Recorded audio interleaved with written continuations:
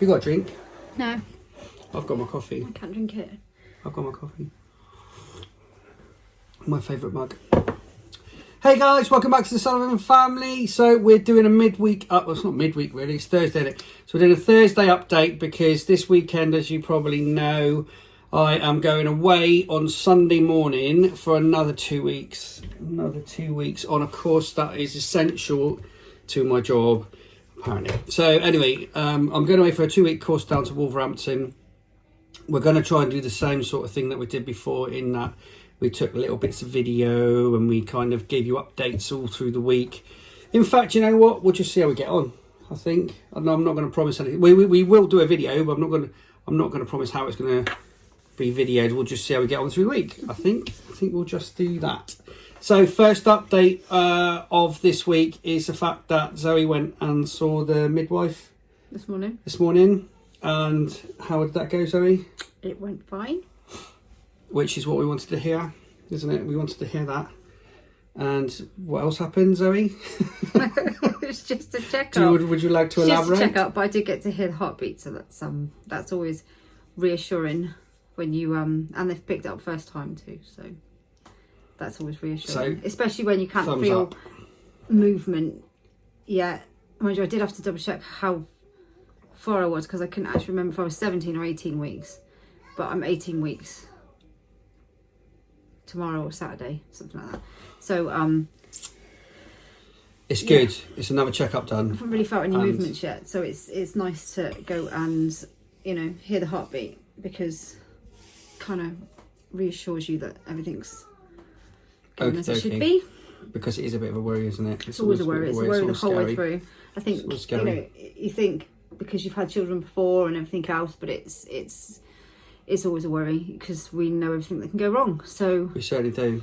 It's every stage is a worry, isn't it? You think if you get to 12 weeks, then you'll feel better, and you do. But then you try and think, well, if I can get to a viable stage, then you'll feel better. But then you get to that viable stage of like 24 weeks, and then you think, yeah, but then I need to make it to 30 weeks because then they've got much more chance. And then really you want to make it full term and at least to 38 weeks. Although I think some of them have been born at 37 weeks, and I think Toby was 37 weeks, wasn't he? And he was early, wasn't he? I'm sure he was like 37 weeks, and he was about £6 something. So yeah, it's all about getting through all those stages, and it's always a bit of a worry. It is. Always. But everything's okay, touch wood. So anyway, right. Going on to what else the other thing that we wanted to talk about, you'll have to excuse us, we're sat on our little stools in the kitchen, and Agnes and Joseph are in the lounge at the moment, so we've just got a quiet 5 minutes, so we're sat on our little stools and we're just having a little chat. So we want to talk about where we want to take our channel. So we have recently, obviously we've recently hit 2,000 subscribers, and I really enjoy the videos that we make, and we will still make them, just the updates on our family life and what we're up to that weekend and what we're up to that day and all that kind of stuff. I love making those videos, so that's never going to change. But we just wanted to maybe add another element to our channel, in that we like to think we're quite experienced parents, and we think so. Well, somebody suggested to me that it might be a good idea to add to the channel by offering something else, like offering more videos on explaining how we do things. I think the thing is, we're not by any means saying that we know it all, because we really don't. I'm not saying we're gurus or anything. And that's the one thing that I always say to anybody. We might have 11 children or 12, one on the way, but we definitely don't know everything, because there is always things that happen that we literally think, we haven't come up against this before. No. What do we do? But I think, we have been through lots of different stages. We've been through lots of different things. We have experience in different things that have worked. And sometimes, people have asked us questions, and I've never sort of said, oh, you should do this and you should do that, because at the end of the day, there is no rules or books or anything that can really, there's things that can give you guidance. And I really get on my nerves when people say, your child should be doing this and your child should be doing that, and you must be doing this. Because when we had Lizzie and Livy, I was speaking to Olivia about this the other day, because the older ones always laugh, gone off on a bit of a tangent, but it makes sense in a minute. The older ones always laugh because they say, you know, we let the little ones get away with far more than we'll ever let them get away with, which is true. But when we had Elizabeth, I literally didn't have a clue. And I mean, I was a childminder. You know, when I was younger, I was a live-in kind of au pair, if you like. But when it comes to having your own children, I literally didn't have a clue. And I just remember she cried for like 6 weeks. And I didn't know what I was doing. And I just thought, I don't know what I'm doing. What am I doing wrong? And I used to go to these baby groups and there'd be all these people that, you know, seemed to have it all together and they were doing everything right and their babies were, and then there was Elizabeth who would just scream and be sick. And I used to think, why do I not look like them? Why am I not dressed like them? We lived in ᴛᴏ, which can be quite a rich kind of area as well. And in some parts. But I just used to think, why don't I look like I've got it together, like they've got it together? And I found it really quite hard. And then when we had Olivia, I remember trying to stick to all the rules, you know, like, so I would make sure, I remember standing outside her bedroom, and I told her about this the other day, when she must have been quite small. We were trying to sleep train her in her cot for a nap, and I'd put her down. I just remember her screaming and screaming, but I kept doing what the book told me to do, you know, go in there, check on her, reassure her, come back out, leave her screaming. And it must have been a bit traumatizing because I remember it now, and she's 15 and she doesn't remember it obviously, but I remember it. And you know, now the baby ones, I don't think they leave my side for the first, I don't know how, especially after having the twins and not having that bonding with them when they were babies, which is a whole nother topic that I'll get onto one day, because I swear that that's had an effect on how they are. But you know, all the other babies that have come home, the youngest two especially, have literally been glued to one of us, whether it's me, you, or one of the brothers and sisters, for probably about the first 6 months of their lives, pretty much. And personally, I think it's made them stronger characters, especially Agnes. They're confident, you know, they're, all right, sometimes Joseph can be a bit clingy, but I think that's just him. But you know, they have that reassurance all the time. So, as I was saying, we tried to stick to all that we were told to do and the rules and what the books told us to do and what the internet told us to do. And at the end of the day, you just have to find ways that work for you. So I think sometimes it might be helpful if we had ideas. If someone said to us, what would you do to tackle this? We might say, well, we tried this or we tried that. So we don't want to come across as in, we know everything, you should do what we say. But it's always helpful sometimes if somebody else has an idea and you think, I never tried that, I never thought of that, that might work. I think that's what I'm trying to say. It is. So we've already come up with, we've got about 7 or 8 ideas, and they're along the theme of, you know, that controlled crying thing that you can do, and the use of stair gates, and, you know, just things like that, potty training. But yeah, I don't really have any. Right, but we'll explain it from our perspective, being that we've potty trained quite a few kids now. But I've got about 8 or 9 topics, so we're going to be adding that to our channel. So obviously, it'll still be the weekend catch-ups on what we've been up to and all that kind of stuff. But we'll be maybe adding like a 7 to 10 minute video in the week of just one of those topics. I think as well, if anybody's got anything that they want to ask us, you know, sort of, or anything really within reason, obviously, but anything, any advice or anything that they might think we might, you know, how do you do that? As long as it's not on how to get your kids to eat food, because I'm still trying to do that, and Elizabeth's 16 and she still, you know, doesn't like certain things. So, and we did everything with we did everything with Elizabeth. She never ate a jar of anything. She had everything home cooked. I even, down to the fact that I cooked up apples for apple puree, because as I said, I did everything. You're like super mum. I thought I had to do everything right, otherwise.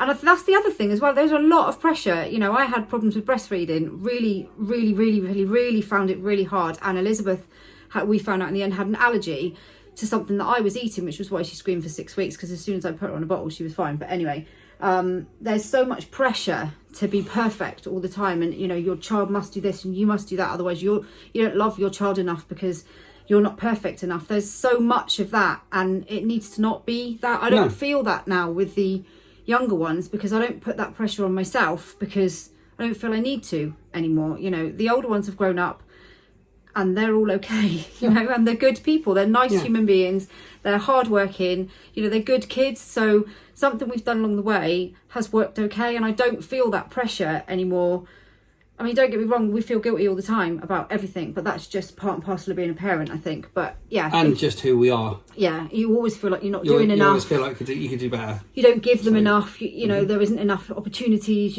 That's just something that we will, especially me, I'm terrible for feeling guilty for things. You know, if I can't get them somewhere or do something with them, I'll just feel guilty about it for the rest of eternity. But I think, yeah, if anybody's got anything that they sort of see us do and say, you know, how would you tackle this? If you can think of a good video that or a question that you need answering, or if anybody's got kids out there and they kind of want our perspective on something. Yeah. And apologies if you have asked us a question in the past and we've missed the opportunity to make that video. But obviously now we're kind of resetting the clock and we're going to start now. You know, if anybody's got any ideas, then just drop a comment in this video or all the videos that are coming on. You know, so if you see us making one of these kind of advice videos, if you want to call it that, then just drop a comment in and let us know if there's any other kind of topic. loose advice, really, isn't it? It's advice, it's our experience. Yeah, experience. Yeah, and what's worked for us. I hate when people think that I know it all, because I really don't. And we struggle. I mean, we're struggling at the moment with the high school and stuff as well. And there's things happening with the high school which we're not going to go into. Don't ask me about how you get children to sleep either. And sometimes you kind of you're lost for ideas anymore. You know what I mean? What do we do next? I have no idea. But we can tell you what we've done. I think as well, you know, with tiny ones, you think that stage is quite difficult, but actually that stage is probably the easiest because when you can solve those problems most of the time. But as they get older, and obviously you have to loosen the reins a little bit, it's really hard to solve the problems of teenagers when really you just want to step in and take over for them, but you can't do that because they've got to find their own feet, and it's not your place. And you know, the way that schooling works and everything else, it doesn't really allow you to march in there like you would have done at primary school and say, you know, this has happened, that's happened.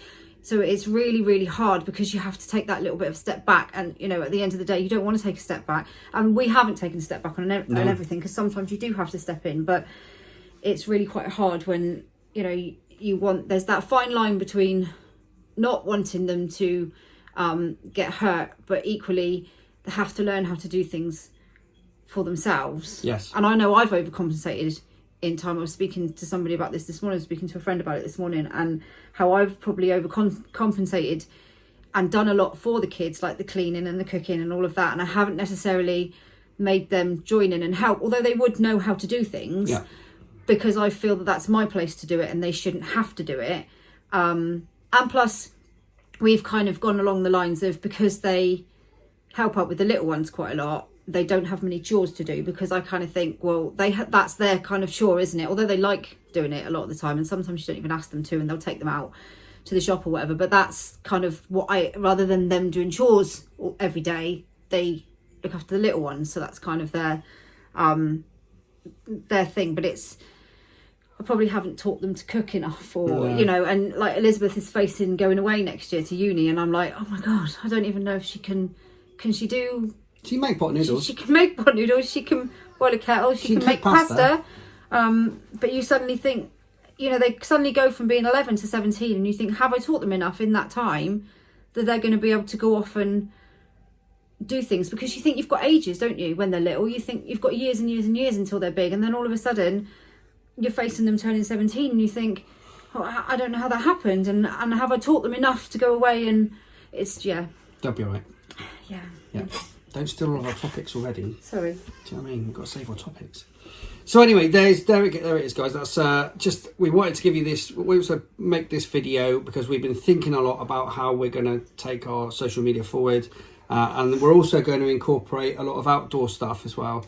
Yeah. So I think, you know, everybody knows that we spend a lot of time doing free stuff for a start, and a lot of outdoor stuff, obviously more in the summer than the winter, because it's freezing up here in the winter. But we do try and I always go on about it on my Instagram page about how, you know, we spend time outside, how it's really helpful with your mental health, how it's really good for the kids. And I think now Agnes doesn't go to nursery as well, I'm trying to incorporate a lot more of the outside, even if that's bringing it inside.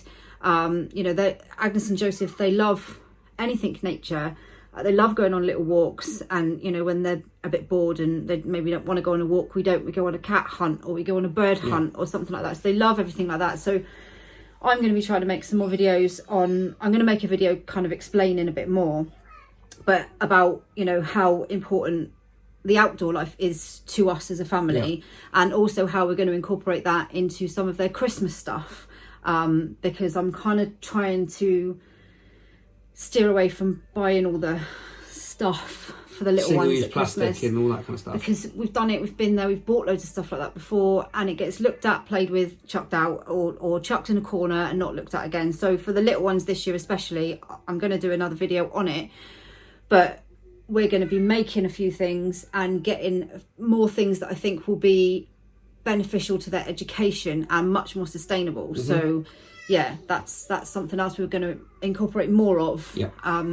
A bit, I mean, we obviously, we always bring in, you know, you see our videos, you see us going off and about and to, in, you know, to the beach, to all these places, but that's kind of who we are, isn't it? And it's really, really important to us. Those sorts of things are really important to us and to the kids as well. It's kind of what we like to do. It seems like we just go for walks, but it's actually a massive part of our life, because it keeps us sane really as well.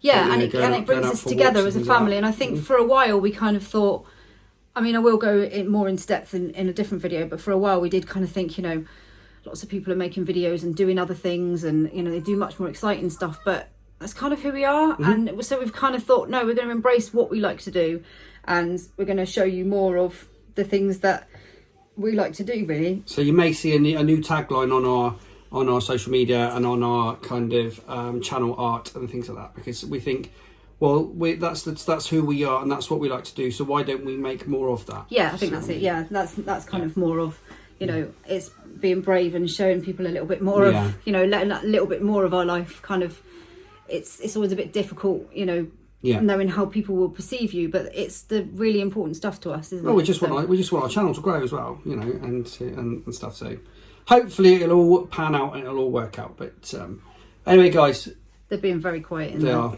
It's quite strange actually. Anyway, look, I hope you've enjoyed this video. It's a stop, breathe update from us on where we're going with our channel. So don't worry, we'll still be doing our normal videos of me blathering on about what we're up to.